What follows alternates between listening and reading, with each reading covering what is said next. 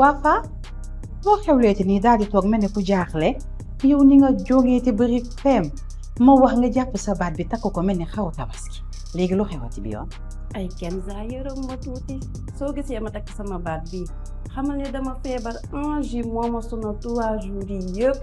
munuma lekk munuma naan sama liggéey bi sax munuma ko terminer. waa jàppal ne ma waa yow téye rek yow xoolal lii mooy tisane Balgite bu Biokénia lépp loo xam ne angine la mbaa muy amygdale wala infection ORL ci gàttal daal bakkan baat nopp rek moo ko tax a jóg danga koy naan léegi tàqalikoo léegi ak sa angine.